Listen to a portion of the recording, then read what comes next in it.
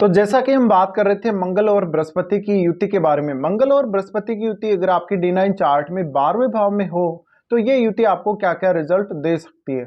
देखिए 12वें भाव में इस युति का एक बहुत ही विशेष प्रभाव आप लोगों को देखने को मिलेगा। जब भी मंगल और बृहस्पति 12वें भाव में है तो आध्यात्म के लिए एक स्ट्रॉन्ग इंडिकेशन मिलता है। यहाँ से मंगल बृहस्पति को फोर्स करते हैं, मंगल बृहस्पति को एक्टिवेट करते हैं बहुत ज़्यादा। इस वजह से आप बृहस्पति से रिलेटेड चीज़ों को प्राप्त करने की काफ़ी ज़्यादा कोशिश करेंगे। इसके अलावा आपको अपने देश की तुलना में विदेश में ज़्यादा बेहतर अपॉर्चुनिटी मिल सकती है। आप थोड़े एकाकी हो सकते हो, मैरिज के बाद एकाकीपन महसूस कर सकते हो या फिर एकांत प्रिय हो सकते हो। मंगल पर जब भी हम बात करें बृहस्पति के प्रभाव की, तो यहाँ बृहस्पति अगर ज़्यादा प्रबल है 12वें भाव में, कुछ हद तक बृहस्पति है वो मंगल को भी प्रभावित करेंगे। तो ऐसे में आप में ज्ञान प्राप्त करने के लिए एग्रेशन बढ़ेगा, आध्यात्म में आगे बढ़ने के लिए एग्रेशन बढ़ेगा। अपनी मैरिड लाइफ में थोड़ा सा आपको डिस्टर्बेंस ज़रूर देखने को मिलेगा। कभी कभी जीवन साथी के साथ वाद विवाद होना, कभी कभी आपको फाइनेंस को लेके काफ़ी सारी दिक्कतें होना, ये सब भी देखने को मिल सकता है। यहाँ बृहस्पति जब भी मंगल के साथ है तो जातक को हमेशा अपनी जो कैरियर है, अपनी जो डोमेस्टिक लाइफ है, अपनी जो डेली लाइफ है, उस पर थोड़ा ज़्यादा फोकस करना चाहिए और इस बात को लेके जातक को सिक्योर होना चाहिए हमेशा कि उसके पास जॉब हमेशा रहेगी, कैरियर उसका हमेशा अच्छा रहेगा। अगर समझ लीजिए आपके करियर में उतार चढ़ाव आ रहे हैं तो ये अच्छा संकेत नहीं है। मंगल और बृहस्पति आपको बहुत जल्दी फिर आध्यात्म की तरफ प्रेरित करते हैं। यहाँ आप ज्ञान प्राप्ति के लिए एक अच्छी युति इसको मान सकते हैं, लेकिन वित्तीय स्थिति के हिसाब से ये आपको काफ़ी परेशान करेगा। यहाँ ऐसा नहीं है कि आप पैसा नहीं कमा पाएंगे या पैसे की जो है आपके लाइफ में किल्लत रहेगी, लेकिन यहाँ जातक को जो भी पैसा वो कमाएगा काफ़ी ईमानदारी से कमाएगा।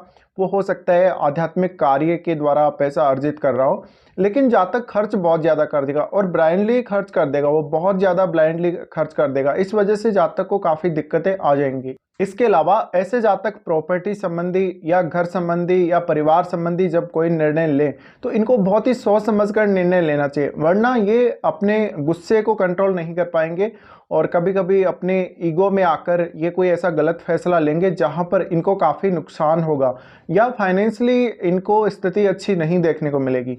मंगल और बृहस्पति साथ हैं तो ये युति अगर किसी भी स्त्री के चार्ट में बन रही हो D9 चार्ट में, तो उसके बहुत ज़्यादा मैरिड लाइफ डिस्टर्ब होने का डर रहेगा, क्योंकि यहाँ मंगल है वो किसी भी स्त्री के चार्ट में उसके बॉयफ्रेंड को भी रिप्रेजेंट करते हैं और बृहस्पति उसके हस्बैंड को रिप्रेजेंट करते हैं। तो अब आप समझ सकते हैं कि यहाँ पर अब अगर मान लीजिए किसी दूसरे ग्रह का प्रभाव है, राहु केतु जैसे ग्रह का प्रभाव है, तो यहाँ पर एक्स्ट्रा मैरिटल अफेयर्स के चांसेस बहुत प्रबल हो जाते हैं, या फिर ऐसी स्त्रियां किसी दूसरे व्यक्ति के साथ भी साथ साथ में रिलेशनशिप में रहती हैं।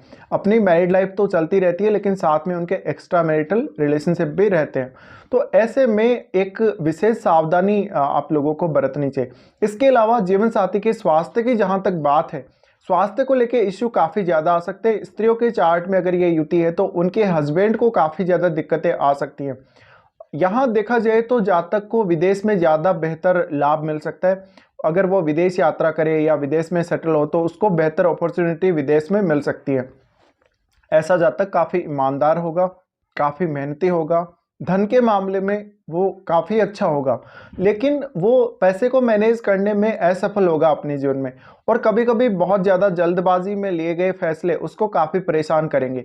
इसके अलावा ऐसी स्थिति में अब आप ये भी देख लें कि बृहस्पति आपके D9 चार्ट में कौन कौन से भावों के स्वामी हैं।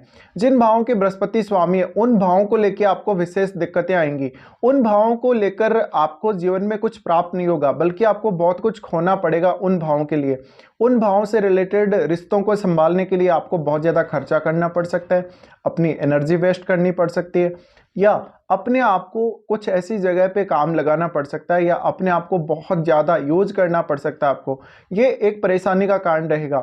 अब आप ये देखिए कि मंगल आपके चार्ट में कौन कौन से भावों के स्वामी, जिन भावों के स्वामी मंगल हैं उन भावों से जुड़े हुए आपके जो फाइनेंशियल डिसीजन है वो अच्छे नहीं होंगे। यहाँ पर जातक प्रॉपर्टी वगैरह या कोई भी इस प्रकार का अन्य कार्य कर रहा हो, महत्वपूर्ण कार्य कर रहा हो, अपना घर वगैरह बना रहा हो, तो वो गलत फैसला ले लेता है। इसके अलावा लोन लेने से बिल्कुल बचें आप। अगर आप लोन ले लेते हैं तो आप उसको टाइम पे रीपे नहीं कर पाएंगे। इसके अलावा जातक लेटर एज में ज़्यादा अध्यात्म की तरफ झुकेगा और उसका ज़्यादा मैरिड लाइफ में इंटरेस्ट नहीं रहेगा। ये प्रवृत्ति काफ़ी बार आपको तब ज़्यादा देखने को मिलेगी जब गुरु अपनी स्वराशि में मंगल के साथ यहाँ बैठा हुआ होगा।